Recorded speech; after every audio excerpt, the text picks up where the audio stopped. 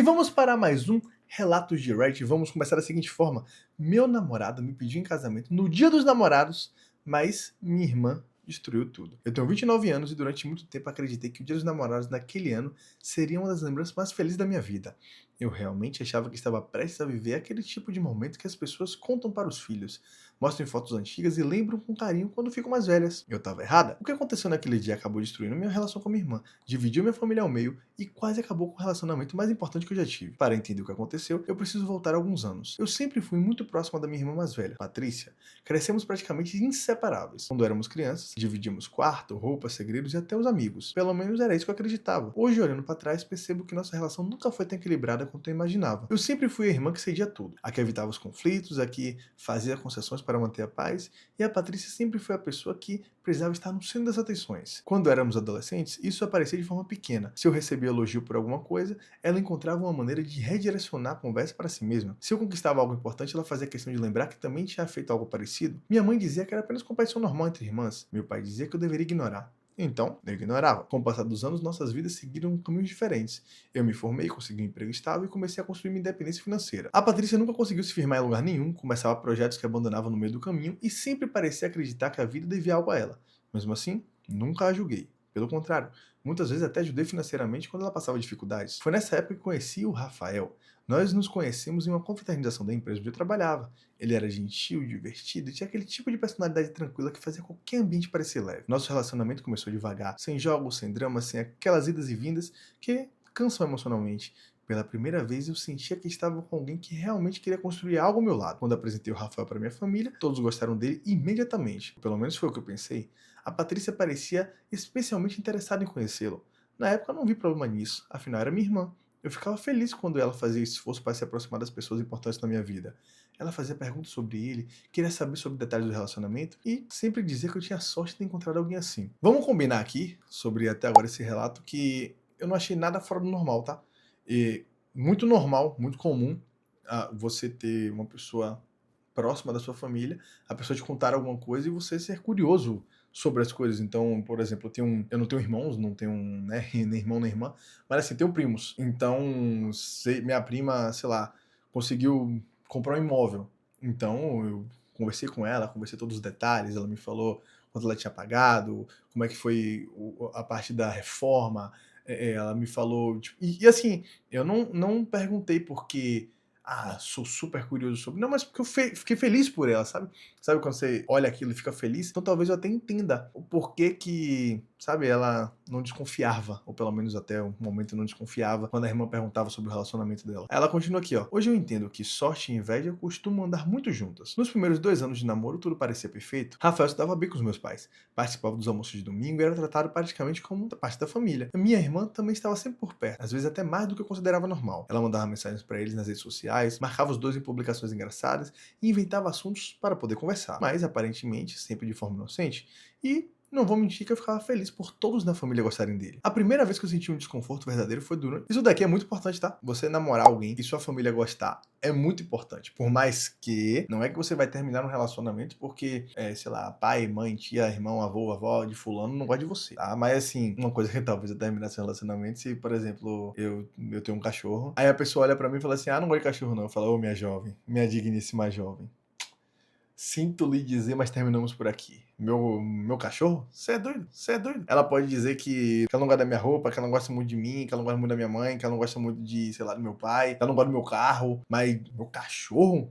Aí não dá, meu gente. Pessoal, não dá. É que nem filho, não dá, não dá. Então, ajuda, tá? Quando pai e mãe tá ali, a família se predispõe também a conhecer a pessoa que você tá se relacionando e gosta dessa pessoa, é muito mais fácil. Então ela continua. A primeira vez que eu senti um desconforto verdadeiro foi durante um churrasco na casa dos meus pais. Eu estava ajudando a minha mãe na cozinha quando eu vi algumas pessoas comentando que a Patrícia e o Rafael pareciam se dar bem demais. Não havia nada explícito não, mas existia uma intimidade que chamava a atenção. Quando eu mencionei isso para o Rafael mais tarde, ele ficou surpreso. Disse que nunca tinha percebido nada e que estava tentando ser educado porque ela era minha irmã. Eu acreditei nele, mas a semente da dúvida foi plantada naquele dia. Alguns meses depois, o Rafael começou a falar sobre casamento, Não de forma direta, mas fazia comentários sobre o futuro, sobre filhos, sobre comprar uma casa maior. Eu ficava emocionada porque também sonhava com tudo aquilo. Aos poucos começamos a construir planos reais, e conforme esses planos ficavam mais concretos, percebia que a Patrícia ficava extremamente distante. Ela já não parecia mais tão feliz quando eu falava sobre o relacionamento, já não fazia perguntas, já não comemorava mais essas conquistas. Pelo contrário, começou a fazer comentários estranhos, perguntava se eu tinha certeza de que o Rafael era tão perfeito assim, comentava que homens mudam depois do casamento, dizia que eu estava colocando expectativas demais em uma pessoa. Tudo parecia preocupação de irmã, mas hoje sei que não era nada disso. De preocupação comigo não tinha nada. Ela estava preocupada com ela mesma. O dia dos namorados daquele ano chegou numa sexta-feira. O Rafael insistiu para que eu me arrumasse bem porque tinha preparado uma surpresa especial. Eu estava nervosa e animada ao mesmo tempo. Durante todo o dia eu recebi mensagens dele dizendo que me amava, que seria um dia inesquecível, que estava ansioso para me ver. Chegamos a um restaurante lindo no início da noite. Nossos pais estavam lá,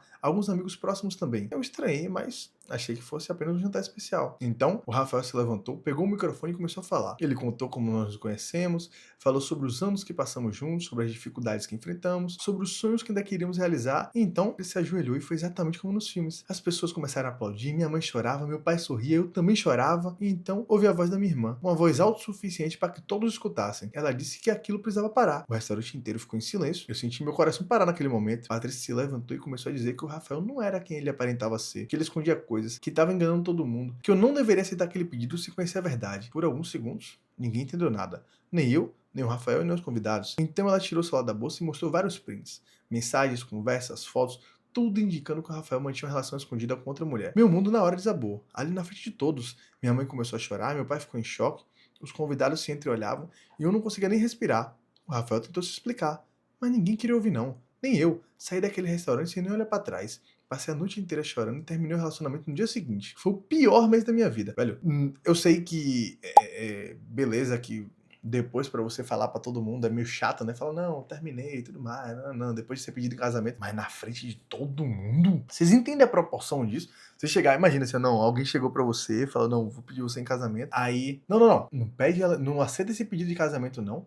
Porque lá no fundo, você já foi traída diversas vezes. Olha, na frente da família toda, de um restaurante inteiro. Loucura, gente. Loucura. Isso aqui é loucura. Realmente, essa irmã não gosta dela. Eu evitava sair de casa, evitava falar com os amigos, evitava até olhar para o celular. Minha irmã virou a heroína da família. Todos diziam que ela tinha me protegido, que teve coragem, que salvou minha vida. Mas existia uma coisa que não fazia sentido. Quanto mais eu analisava aquelas mensagens, mais algo me incomodava. Até que eu resolvi mostrar tudo para um amigo que trabalhava com tecnologia, para vocês terem ideia do quanto aquilo estava me incomodando. No dia, parecia tudo super real, mas depois tinha alguns pontos estranhos, e foi aí que a verdade começou a aparecer. As imagens tinham sido manipuladas, não completamente, mas alteradas. Partes das conversas tinham sido removidas, mensagens tinham sido recortadas, contextos inteiros tinham desaparecido.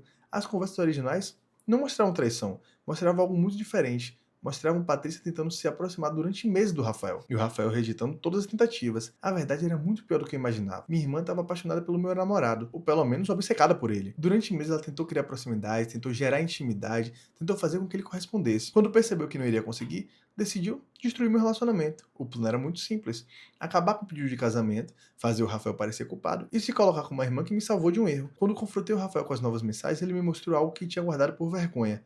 Mensagens. Muitas mensagens. Convites, insinuações, tentativas de aproximação, tudo vindo da minha irmã. Ele nunca me contou porque não queria criar um conflito familiar, e essa decisão quase custou nosso relacionamento. O choque dentro da família foi inevitável. Quando a verdade veio à tona, ninguém sabia o que dizer. Minha mãe entrou em choque, meu pai ficou semanas sem falar com a Patrícia, parentes que a apoiavam começaram a se afastar, e ela, pela primeira vez na vida, ficou sem narrativa, sem desculpa, sem alguém para poder culpar. Ela tentou dizer que só queria me proteger, mas ninguém acreditou não. As provas eram claras demais. Poucos meses depois, ela se mudou para outra cidade. Até hoje, temos pouco contato. Rafael e eu passamos quase um ano reconstruindo a confiança que aquela noite destruiu. Não foi fácil, mas conseguimos. No ano seguinte, no mesmo dia dos namorados, ele me pediu em casamento novamente. Dessa vez sem restaurante lotado, sem plateia, sem microfone, apenas nós dois. E eu aceitei.